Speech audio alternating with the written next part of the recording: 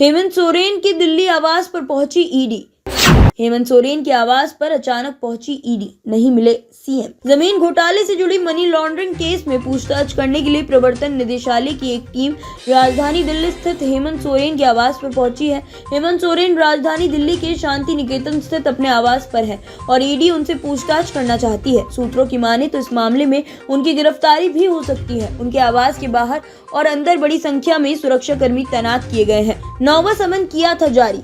हेमंत सोरेन से पहले भी पूछताछ हो चुकी है और ईडी ने रांची में 8 घंटे तक उनसे सवाल जवाब किए थे। प्रवर्तन निदेशालय ने कथित भूमि घोटाले से जुड़ी मनी लॉन्ड्रिंग मामले में पूछताछ के लिए झारखंड के मुख्यमंत्री हेमंत सोरेन को कुछ दिन पहले 10वां समन जारी कर उन्हें 29 या 31 जनवरी को पेश होने को कहा था। ये भी कहा था अगर वे पेश नहीं होंगे तो खुद ईडी की टीम उनसे पूछताछ के लिए पहुंचेगी। प्रवर्तन निदेशालय द्वारा नया समन जारी किए जाने के बाद सोरेन अचानक दिल्ली रवाना हो गए थे। प्रवर्तन निदेशालय ने 13 जनवरी को झारखंड के मुख्यमंत्री हेमंत सोरेन को 8वां समन जारी कर उनसे 16 जनवरी से 20 जनवरी के बीच मामले में पूछताछ के लिए उपलब्ध रहने को कहा था।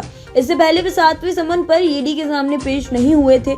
ईडी के समन का जवाब देते हुए सीएम सोरेन ने कहा था कि केंद्रीय जांच एजेंसी 20 जनवरी को उनके आवास पर उनका बयान दर्ज कर सकती है।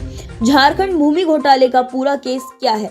ईडी ने रांची में सेना के कब्जे वाली 4.55 एकड़ जमीन की अवैध खरीद फरोख्त का खुलासा किया था। केंद्रीय एजेंसी ने इस मामले में रांची के बड़गई अंचल के राजस्व उप निरीक्षक भानु प्रताप प्रसाद को गिरफ्तार किया था। उनके आवास और मोबाइल फोन से बड़ी मात्रा में सरकारी दस्तावेज बरामद हुए थे। इन दस्तावेजों की छानबीन और उनसे जुड़े तथ्यों के सत्यापन को लेकर ईडी मुख्यमंत्री हेमंत सोरेन से पूछताछ कर रही है।